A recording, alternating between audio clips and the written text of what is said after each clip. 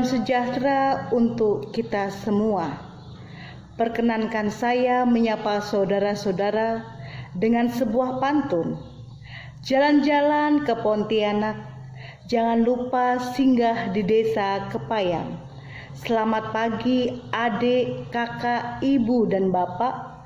Jumpa lagi dalam program Morning Call GPIB tersayang.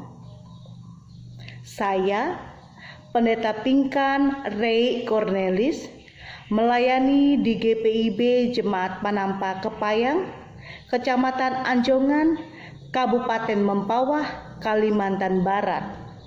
Kata Panampa berasal dari kata patampak, artinya mulai nampak. Jemaat ini melembaga pada tanggal 28 April 2013.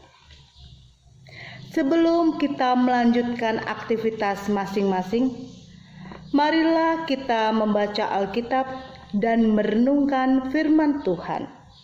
Mari kita berdoa memohon bimbingan Roh Kudus. Kita berdoa.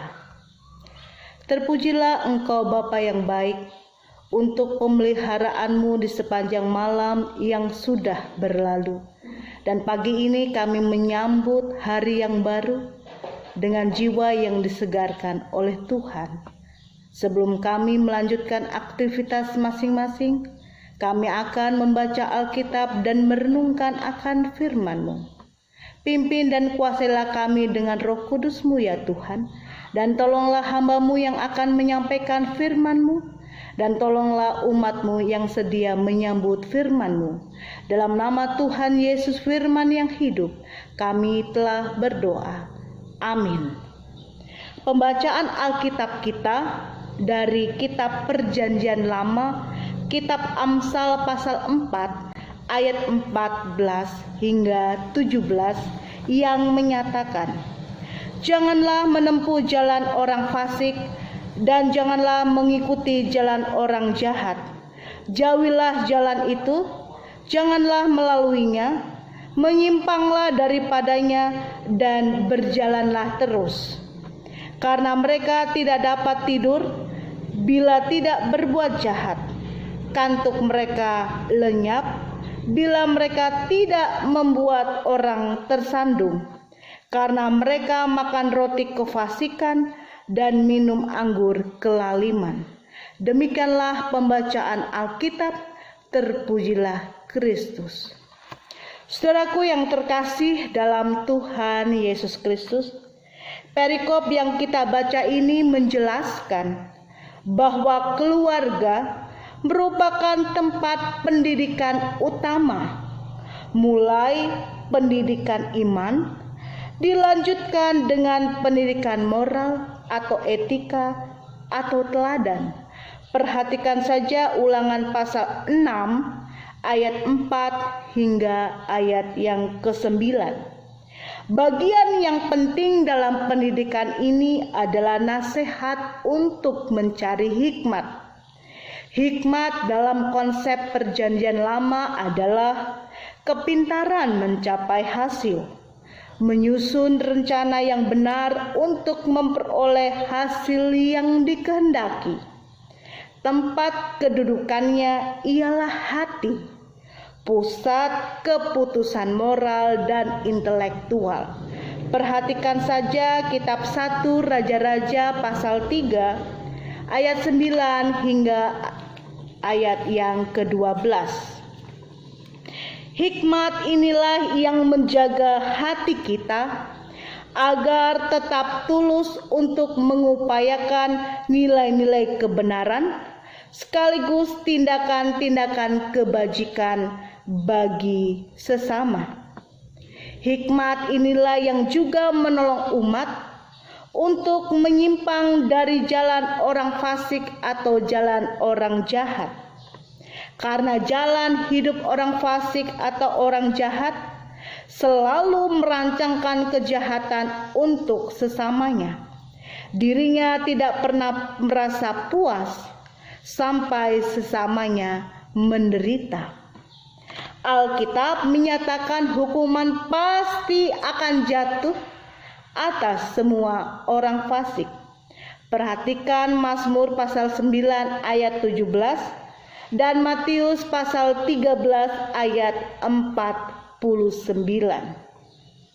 Merenungkan firman Tuhan ini, maka kita kembali diajak untuk memfungsikan kembali peran orang tua. Hubungan suami dan istri perlu disegarkan. Orang tua harus menata prioritas kehidupan keluarganya dan memiliki peran orang tua yang baik. Jika tidak, generasi muda kita atau generasi masa depan kita dipenuhi dengan manusia-manusia yang bermasalah besar. Mereka kehilangan kebutuhan hakikinya, yaitu cinta kasih, didikan, teladan dari orang tua. Lalu yang berikutnya adalah, mari kita menjauhkan diri dari cara hidup orang fasik atau orang jahat. Karena kejahatan akan menghancurkan dirinya sendiri.